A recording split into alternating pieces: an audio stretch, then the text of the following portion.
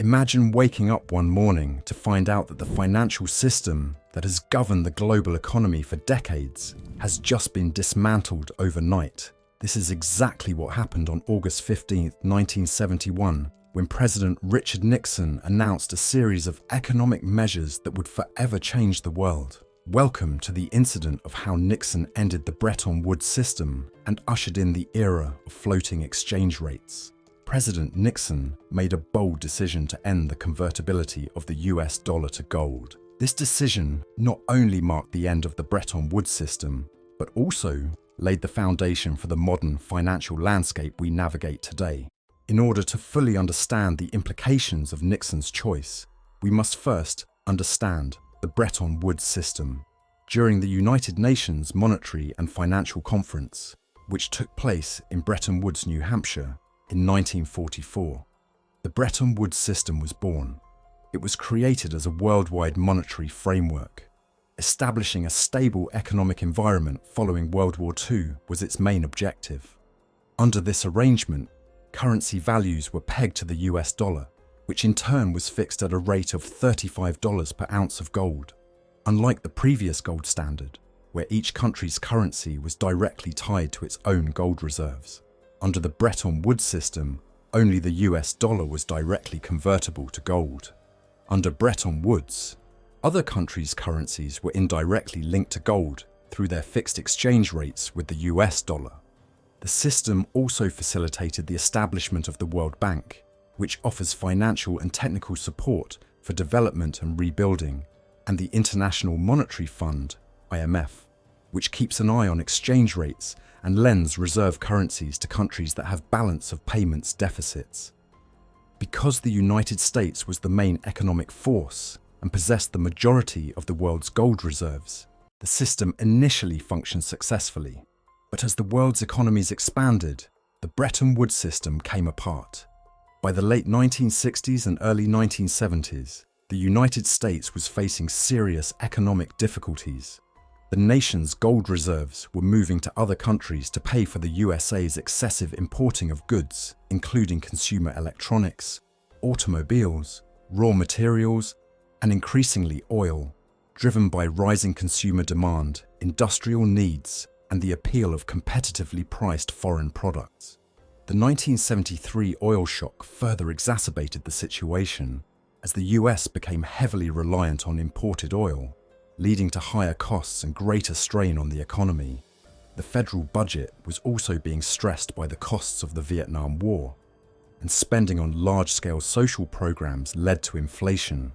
The real value of the US dollar declined, but foreign nations were forced to uphold its value due to the pegging of the US dollar to gold. Foreign countries, particularly France under President Charles de Gaulle, aggressively exchanged their dollar holdings for gold, draining US gold reserves. The masking of inflation in the US dollar began to unravel as it became clear that the US gold reserves were no longer sufficient to support the vast amount of US currency in circulation. Under the Bretton Woods system, foreign countries holding US dollars could request to convert their dollars into gold at the fixed rate of $35 per ounce. However, the increasing demand for gold by foreign countries seeking to exchange their growing dollar holdings was rapidly depleting US gold reserves. This demand limited the USA's ability to print more money, as printing more dollars would further strain the gold reserves. If the US gold supply ran out, the USA would have defaulted on converting dollars for gold, leading to a loss of confidence in the US dollar and the gold standard. This would have triggered the collapse of the Bretton Woods system, as the dollar's value and the stability of the global monetary system were both tied to its convertibility to gold.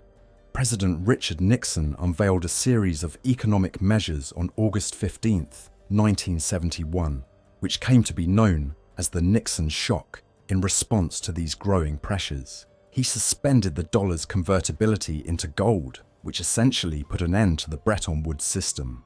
By suspending gold convertibility and allowing the dollar to float, the US effectively acknowledged that the dollar had been overvalued, and it began a shift toward a system where currencies were no longer fixed to a gold standard, but determined by market forces. Under the floating exchange rate system, currencies were no longer tied to gold or the US dollar. Instead, their value was determined by the forces of the market. Key factors such as supply and demand, speculation, interest rates, economic indicators, capital flows, and overall market sentiment now dictated currency values. The Jamaica Accords of 1976 formalized the move to floating exchange rates.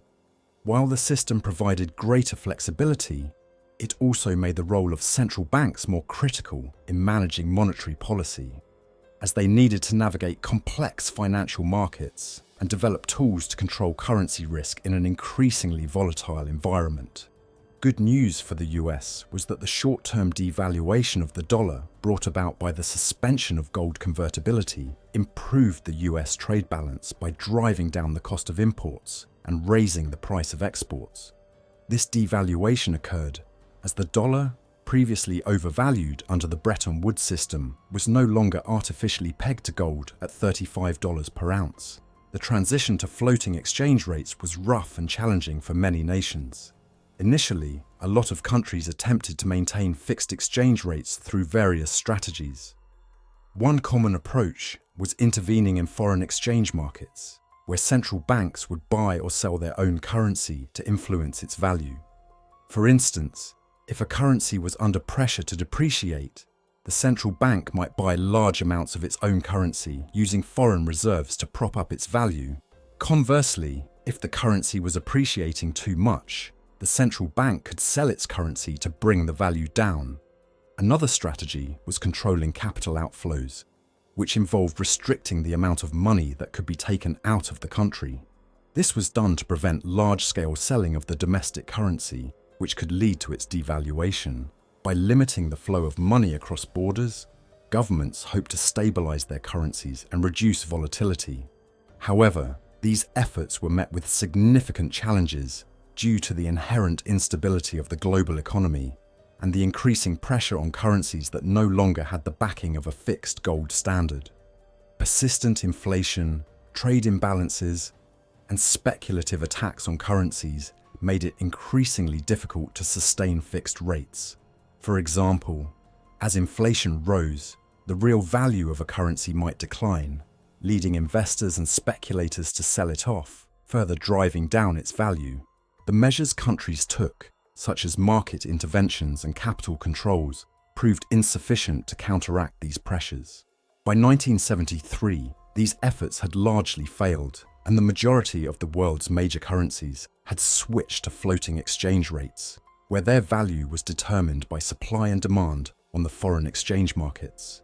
As a result, countries had to accept the volatility of the floating system and adapt to the new economic realities of a more dynamic and unpredictable global market.